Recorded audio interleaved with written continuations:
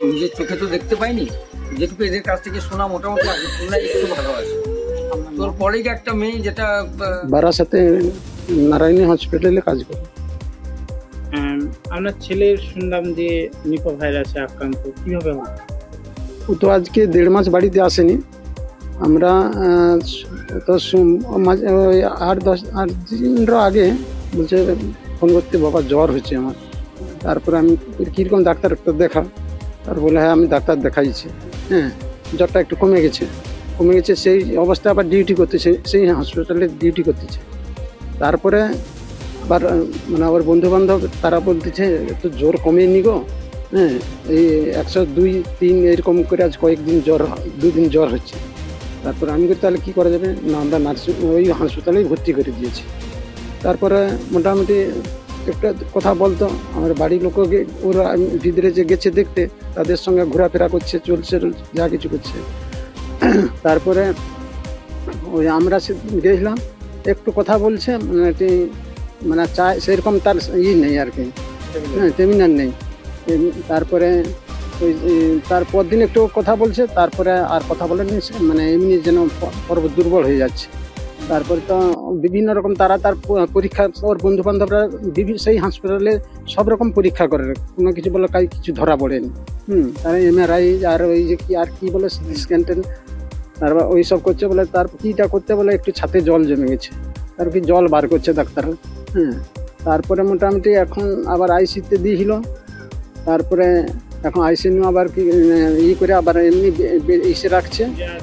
হ্যাঁ মোটামুটি এখন হাত পা কি লাট দিচ্ছে। এই পর্যন্ত 2 দিন, আজকে একটু আগে ফোন করছিলাম তার বন্ধুকে, বলা ওই একই রকম আছে। আচ্ছা, আপনারা কবে গিয়েছিলেন? আমরা শনিবারে গেছিলাম। কবে খবর পেয়েছেন? ওর আগের দিন, মানে এমনি ওর আগেও 2 দিন আগে গেলো, আমার ছেলে গেছে, আমার জামাই গেছে, বলে তাদের সঙ্গে চলাফেরা একটু ঘুরছে কর বাবা। আমার তাদের বলছে দাদা আমরা ডাক্তারকে দেখাইলাম, ডাক্তার বলছে আচ্ছা 2 দিন পরে ছেড়ে। তারপর যখন ওই না কমে তখন তার বন্ধু বান্ধব আবার ভর্তি করাইছে। বয়স কত? ও 25-26 মতো হবে। আবার পরে আবার সিটি স্ক্যান হলো, MRI হলো, সেইগুলো পরীক্ষা আসছিল, ওই ধরা পড়ছে, ওই রোগটা ধরা পড়ছে না বলে চিকিৎসা হরে। MRI করার পরে আবার ছেলে কথা বলছে আমাদেরকে, বলে ভালো থাকো, তাই তোমরা চিন্তা করোনি, তোমরা খেয়েছো, আমাদেরকে বলছে। আপনারা কবে ঠিক জানতে পেরেছেন? আমরা জানতে পেরেছি আজকে 12-13 দিন, 12-13 দিন জ্বরটা আর কি, জ্বরটা হয়ে আছে। তখন জ্বর আসতো কমই, তো আবার ঔষধ খেলে ডিউটিও করছে ওই ওইটার উপরে। খারাপ অবস্থার মধ্যে কতদিন আগে হবে? খারাপ অবস্থা ওই শনিবারে যে দেখি, আমার আগের দিন মানে ওই ভুল বকছিল। তারপরে আমার জামাই ওখানে গেছে, আর তারা বলে আসো তোমরা।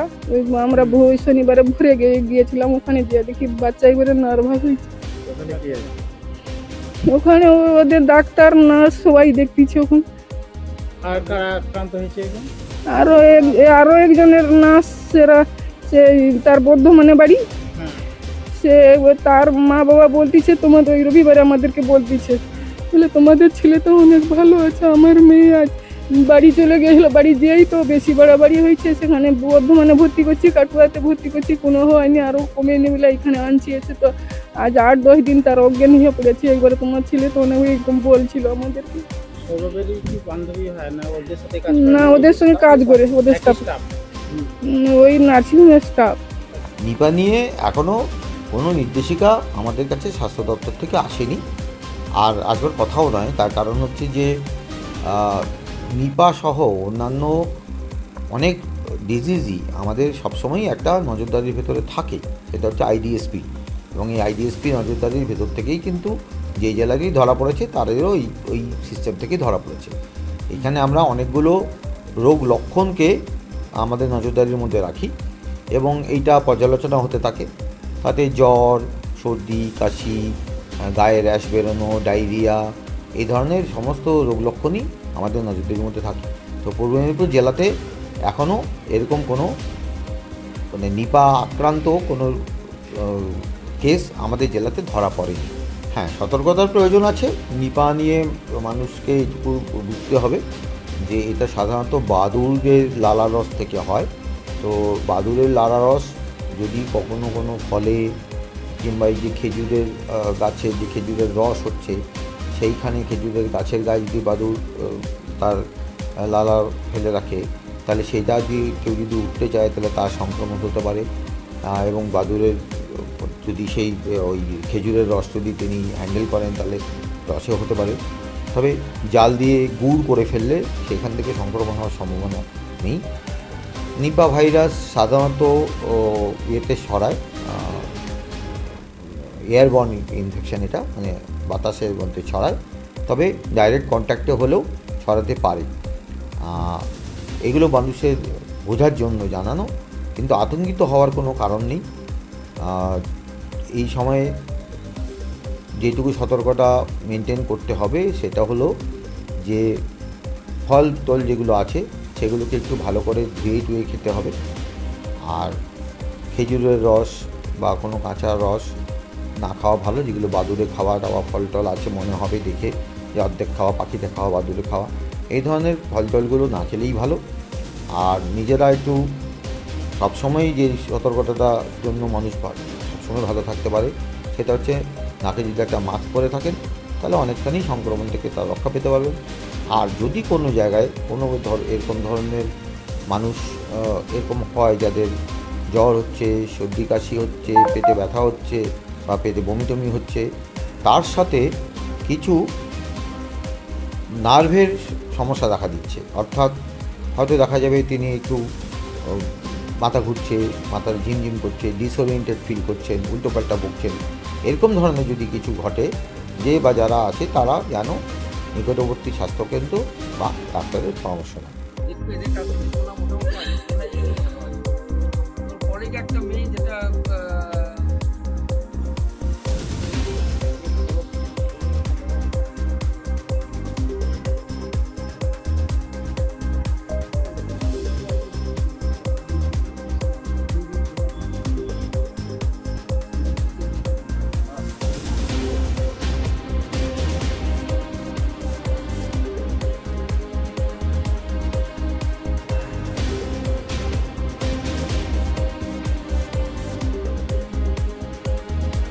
আমাদের ভিডিও ভালো লাগলে লাইক এবং শেয়ার করুন। কমেন্ট সেকশনে গিয়ে জানান আপনাদের মতামত। আরও ভিডিও পেতে আমাদের চ্যানেল সাবস্ক্রাইব করুন এবং প্রতি মুহূর্তে খবরের আপডেট পেতে প্রেস করুন বেল আইকন।